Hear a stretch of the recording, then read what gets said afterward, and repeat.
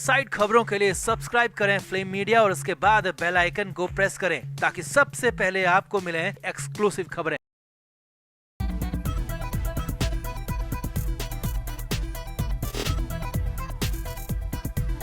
तो महाराष्ट्र के चुनाव में एक्स फैक्टर माने जाने वाले मनोज जरांगे के यू टर्न से खलबली मच गई है। भले ही कहा जा रहा है कि जरांगे के पीछे हटने से महाविकास अघाड़ी को फायदा होगा, मगर फिर भी एमवीए के नेता अपना फायदा देखने के बजाय आपस में ही लड़ पड़े हैं। खबरों के मुताबिक जरांगे से शरद पवार ने अकेले में कई बार मीटिंग की थी, जिसकी भनक कांग्रेस और उद्धव को बिल्कुल भी नहीं लगने दी। अब इसी खुलासे से कांग्रेस और उद्धव ठाकरे शरद पवार पर भड़क गए हैं और जरांगे मैटर पर हुई मीटिंग में तीनों ही पार्टी में जमकर वाद विवाद भी हुआ। तो आपको भी मनोज जरांगे से जुड़ी पूरी अपडेट दिखाते हैं। आप भी वीडियो को शेयर करें और अपनी राय कमेंट बॉक्स में जरूर दें।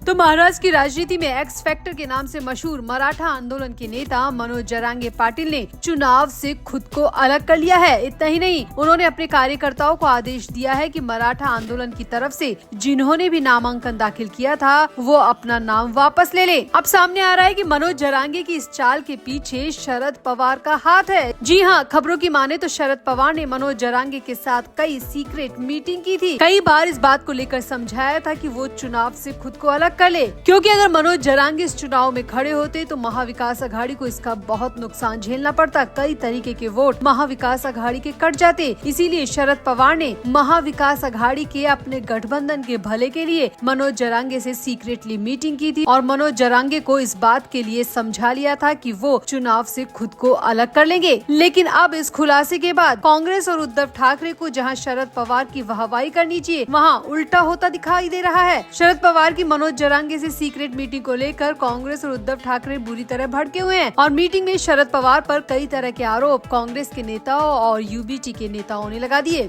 अब मनोज जरांगे ने क्या ऐलान किया है, पहले आप वो भी सुन लीजिए। तो मनोज जरांगे ने कहा कि एक समाज के बल पर हम चुनाव नहीं लड़ सकते। मुस्लिम और दलित समुदाय के नेताओं से हमने उम्मीदवारों की लिस्ट मांगी थी, लेकिन वो नहीं मिल पाए, इसीलिए हम चुनाव में उम्मीदवार नहीं उतारेंगे। उन्होंने राजनीतिक नेताओं पर तंज कसते हुए कहा कि राजनीति हमारा खानदानी धंधा नहीं है। हमने किसी भी पार्टी या नेता को सपोर्ट नहीं किया है। हमारा मंसूबा सिर्फ मराठा समुदाय को आगे बढ़ाना है, जो हम चुनाव से अलग होकर भी बढ़ाते रहेंगे। हम मराठा समुदाय के लिए हमेशा काम करते रहेंगे। इसके लिए हमें चुनाव के मैदान में उतरने की जरूरत नहीं है। अब आप देखिए कि जरांगे पाटिल अगर चुनाव में नहीं है तो इसका फायदा किसे मिलेगा। मनोज जरांगे पाटिल मराठा वार्ड से आते हैं। मराठा वार्ड में लोकसभा की 8 सीटें हैं। पिछले लोकसभा चुनाव में जरांगे पाटिल ने देवेंद्र फडणवीस और बीजेपी के खिलाफ मोर्चा खोला था। इसका सबसे बड़ा नुकसान बीजेपी और शिंदे की शिवसेना को उठाना पड़ा था। मराठा वार्ड की 8 लोकसभा सीटों में से 7 सीटें महायुति हार गई थी। इतना ही नहीं, मराठा वार्ड से सटे विदर्भ के यवतमाल और पश्चिमी महाराष्ट्र के सोलापुर, अहमदनगर और माड़ा लोकसभा चुनाव क्षेत्र में भी इसका असर देखने को मिला था। वहाँ पर भी बीजेपी को हार का सामना करना पड़ा था। मराठा समुदाय के गुस्से को दलित और मुस्लिम समुदाय का भी साथ मिला था और ये वोट बैंक महायुति के हार के लिए बड़ी वजह बना था। यानी कि साफ तौर पर जाहिर है कि जरांगे पाटिल अगर चुनाव से अलग हुए हैं तो इसका फायदा बीजेपी को नहीं होगा बल्कि महाविकास अघाड़ी को होगा। और इसीलिए शरद पवार ने मनोज जरांगे पाटिल से सीक्रेटली मीटिंग की थी और जरांगे को इस बात के लिए मनाया था कि वो चुनाव से अलग हो जाए। और जरांगे ने शरद पवार की बात का मान रखते हुए खुद को चुनाव से अलग भी कर लिया, ऐलान भी कर दिया। लेकिन इसके बावजूद उद्धव ठाकरे और कांग्रेस खुश नहीं है, बल्कि वो शरद पवार पर ही उल्टे कई तरह के आरोप लगा रहे हैं। अब सामने आया है कि जरांगे के ऐलान के बाद में मातोश्री में एक मीटिंग हुई, जिसमें कांग्रेस के नेता, शरद पवार की पार्टी के नेता और उद्धव ठाकरे की पार्टी के नेता वहां मौजूद थे और सभी नेताओं में आपस में जमकर वाद विवाद हुआ, जमकर बहसबाजी हुई और शरद पवार पर कांग्रेस और उद्धव की पार्टी के नेताओं ने कई तरह के आरोप लगाए। जबकि शरद पवार महाविकास अघाड़ी के भले के लिए ये सब कुछ कर रहे थे, लेकिन कांग्रेस और उद्धव ठाकरे को ये भलाई भी पच नहीं रही है और वो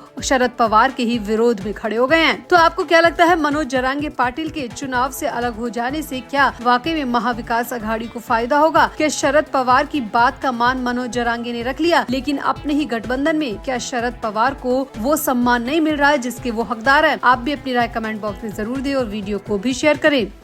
तो शाइना एनसी पर दिए इम्पोर्टेड वाले बयान पर महाराष्ट्र की राजनीति तेज हो गई है। अब भले ही एफआईआर के बाद अरविंद सावंत ने शाइना एनसी से माफी मांग ली, मगर अब अरविंद सावंत के बाद यूबीटी के एक और नेता ने शाइना एनसी पर अमर्यादित टिप्पणी कर दी, और वो नेता कोई और नहीं बल्कि उद्धव ठाकरे के दाएं बाएं दोनों हाथ कहे जाने वाले संजय राउत है। जी हाँ, संजय राउत ने अरविंद सावंत के बयान का बचाव करते हुए खुद शाइना एनसी का अपमान कर दिया और एक बार फिर से शाइना एनसी को माल कहकर बोल दिया, वो भी सरेआम पूरी मीडिया के सामने। दरअसल संजय राउत से मीडिया वाले अरविंद सावंत के बयान को लेकर सवाल कर रहे थे। इस पर राउत ने कहा कि अरविंद सावंत हमारे बड़े नेता है और शाइना मुंबा देवी से चुनाव लड़ेंगी, और वो मुंबा देवी से है ही नहीं, वो भूमि कन्या नहीं है, वो इतना इशू क्यों बना रही है। अरविंद सावंत ने सही तो कहा है। मीडिया से बात करते हुए राउत ने कहा, अरविंद सावंत जी हमारे बहुत ही सम्मानित नेता और सांसद हैं। उन्होंने केवल इतना ही तो कहा था कि जो भाजपा की महिला उम्मीदवार है वो इस क्षेत्र मुंबा देवी से बाहर से आई है, इम्पोर्टेड माल है। अगर इम्पोर्टेड माल है, बाहर का है, तो उसमें महिला का अपमान कहाँ से हुआ।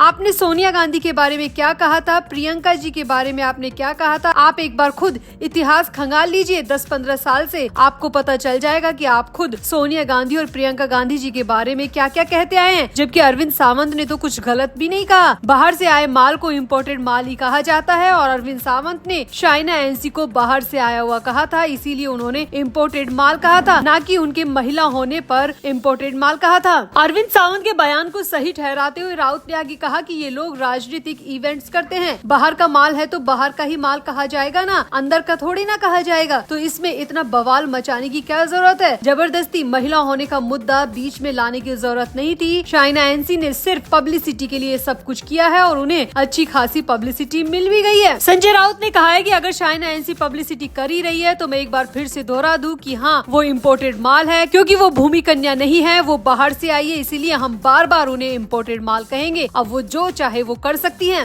अब संजय राउत तो ये बयान देकर निकल गए, लेकिन सामने आया कि संजय राउत के इस बयान के बाद शिवसेना यूबीटी में एक बार फिर से कोहराम मच गया है। शिवसेना यूबीटी के नेता दो फाड़ हो चुके हैं, पार्टी दो हिस्सों में बढ़ चुकी है। एक हिस्सा राउत और अरविंद सावंत के बयान के पक्ष में है, तो दूसरा हिस्सा उद्धव ठाकरे के पक्ष में है, क्योंकि उद्धव ठाकरे ने कल ही सभी नेताओं को बुलाकर लताड़ लगाई थी और अपनी जुबान पर कंट्रोल रखने को कहा था। लेकिन फिर भी अरविंद सावंत के बाद संजय राउत ने एक बार फिर से वही गुस्ताखी कर डाली। सामने आया है कि राउत के बयान के बाद तो उद्धव ठाकरे बेहद गुस्से में है और उद्धव ठाकरे ने फैसला किया है कि इस चुनाव से पहले अरविंद सावंत और संजय राउत का किस्सा ही खत्म कर दिया जाए, यानी कि उन पर सख्त एक्शन लिया जाए। अब देखना होगा कि उद्धव ठाकरे अरविंद सावंत और संजय राउत पर क्या एक्शन लेते हैं। क्या उन्हें पार्टी से बाहर करते हैं या फिर उनके इस बेतुके बयान पर, अमर्याद बयान पर कोई और एक्शन लेते हैं। वैसे आपको क्या लगता है, अरविंद सावंत और संजय राउत पर क्या एक्शन लिया जाना चाहिए। एक महिला के अपमान में बार बार माल कहकर बुलाना कितना सही है, कितना गलत, आप भी अपनी राय कमेंट बॉक्स में जरूर दें और वीडियो को भी शेयर करें।